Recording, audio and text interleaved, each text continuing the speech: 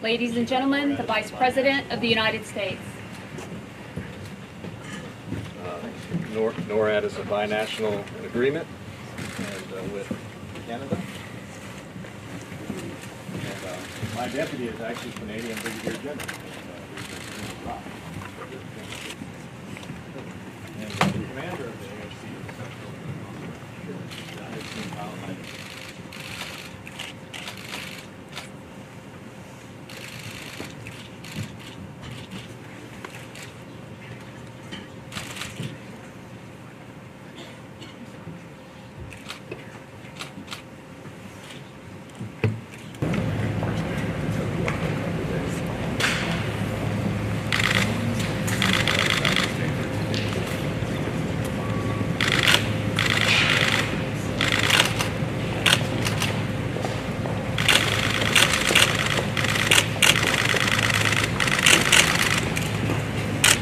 Good evening, everybody. First, let me thank General Lori Robinson, who leads NORAD, and the entire team here at Elmendorf Air Force Base. Elmendorf and Fort Greely, other facilities across Alaska represent the bulwark of our missile defense in the United States, and I'm very grateful for the leadership that the General provides here along with her senior team. Also great to be joined by Governor Walker. The great partnership between the Alaska National Guard and the military here at Elmendorf contributes to the safety and security of the American people every day. At a time of increased provocations and threats of ballistic missiles from the rogue regime in North Korea, the work done here at Elmendorf with Missile Defense Command as well as NORAD is more important than ever. And I'm pleased to reflect today with the senior leadership here on the progress that President Trump and our administration secured last year, an additional $5 billion in missile defense funding over and above existing appropriations, and also the provision of 20 additional ballistic missile interceptors that will be added to the resources that are already on the ground here. Missile defense begins here in Alaska, and the American people and the world should know that our nation is secure. Our nation's defenses from potential inbound missile attacks is the best in the world, and it's because of the extraordinary personnel here, the extraordinary partnership with the state of Alaska, and the ongoing commitment of the American people. What I told General Robinson today and the whole senior team is that this Commander-in-Chief has their back. And our nuclear posture review reflects on the vital importance of modernizing our nuclear forces, and missile defense is part and parcel of what President Trump is committed to doing to make the strongest military force in the world stronger still. So as I prepare to travel to the Indo-Pacific, traveling tomorrow to Japan and then on to South Korea, I thought it was altogether fitting to begin here at Elmendorf, the first line of defense for the American people in missile defense, to have an opportunity to be briefed in real time on the work that's done here, but also, most importantly, to extend the gratitude of the American people to all of the men and women who staff and operate all of these extraordinary facilities and aircraft that keep our nation safe. So with that, I'd be happy to take you. Mr. Vice President, Elise Lavert with CNN. Thank you.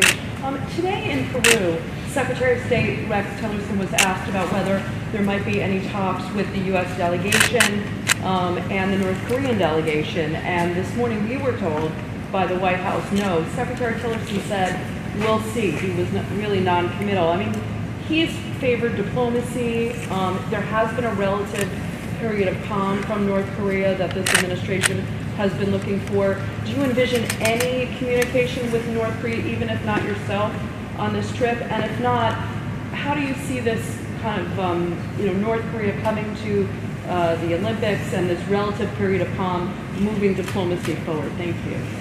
Well, first and foremost, President Trump asked me to travel to the region for several reasons. Number one, to strengthen the relationship between the United States and our allies in Japan and South Korea. We'll be meeting in the coming days with Prime Minister Abe and with President Moon. We'll be talking about the strength of our alliance, and I look forward to reinforcing the important priority that President Trump and the United States places on the relationship with these two nations. Secondly, we'll collectively be reiterating our commitment between the United States, Japan, South Korea, and a broad range of allies and partners around the world to continue to isolate North Korea economically and diplomatically until they abandon their nuclear and ballistic missile ambitions. All options are on the table, but we will reiterate this week, standing beside Prime Minister Abe, standing beside President Moon, the solidarity of all these nations and nations around the world to continue to bring maximum pressure on an increasing basis on the rogue regime in North Korea to achieve the global objective of a denuclearization of the Korean Peninsula. Lastly, I'm traveling to the Olympics with my wife and with our delegation, certainly to cheer on American athletes, but also, quite frankly, we're traveling to the Olympics to make sure that North Korea doesn't use the powerful symbolism in the backdrop of the Winter Olympics to paper over the truth about their regime, a regime that oppresses its own people, a regime that threatens nations around the world, a regime that continues its headlong rush to develop nuclear weapons and ballistic missiles and use those to threaten its neighbors and even threaten the United States of America. We'll be telling the truth about North Korea at every stop.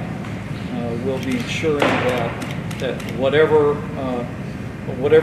cooperation that's existing between North and South Korea today on Olympic teams does not cloud the reality of a regime that must continue to be isolated by the world community, and it must be brought to a place where it ends its provocations, it ends its development and possession of nuclear weapons and ballistic missile weapons. With regard to any interaction with the North Korean delegation, I have not requested a meeting, but we'll see what happens. President Trump saying that if an opportunity presented itself, sir, that you might avail yourself to at least greet any North Korean official that's there? Well, let me say President Trump has said he always believes in talking, but I haven't requested any meeting, but we'll see what happens. But my message, whatever the setting, whoever's present, will be the same. And that is that North Korea must, once and for all, abandon its nuclear weapons program and ballistic missile ambitions. And it must accede to the wishes not only of nations across the region and the United States, but nations across the world to really abandon those ambitions and enter the family of nations. North Korea can have a better future than the militaristic path of provocation and confrontation that it's on. Better for its own people, better for the region, and better for peace. There's one down in front of you. Rebecca Pulse with Channel 2. We always hear that Alaska is the forefront of defense against North Korea. Do you think that's accurate, and are we prepared for something like that? Alaska is the home of missile defense for all intents and purposes in the United States, particularly with regard to the rogue regime in North Korea. And Alaska is ready, and America is ready. But I'm very pleased to report that as a result of President Trump's leadership and strong support in the Congress, we've added an additional $5 billion over current appropriations for additional missile defense right here in Alaska, additional 20 missile interceptors that will be on the ground. We're going to continue to support the mission here at Elmendorf. We're going to continue to support the mission at Fort Greely and all over Alaska. NORTHCOM, NORAD, our missile defense forces here are vital to our national defense, and the world should know that they're ready. Are you seeing any indications at this time of where it seems that there may be pulling off or some sort of rapprochement between the North and the South? Are you seeing any indications of any provocations from the North around the games? And if not, why not? Well, we know that the North is planning a major military parade, I think the day before the Olympic Games, which sends a very different message than the message of cooperation and friendship that they're projecting to much of the world. I'll be visiting with our forces in Japan. I'm here at Elmendorf Air Force Base, and we're simply going to communicate a message of American strength and a message of American resolve, and not just American resolve. But as I travel throughout the region, in Japan and in South Korea, we will be expressing the resolve of nations, allies, partners across the region and across the world. The time has come for North Korea to once and for all abandon its nuclear and ballistic missile ambitions, set aside those programs and embrace a better future. It is an urgent message. It's a message that I'll be delivering in every setting that I've given an opportunity. And the world needs to hear again and again the truth about what North Korea is today, the oppression of its people, the disregard of human rights, the threats and provocations across the region, across the world, that come from its nuclear and ballistic missile ambitions. But the world also needs to hear that if they will choose a different path, there's a better future for the people of North Korea and the people of the Korean Peninsula with a nuclear-free future. One question on the stock market. Quick, very quick. President Trump frequently touts the success of the stock market as a sign of his own administration's success. Obviously, you saw today the market dropped by nearly 1,200 points.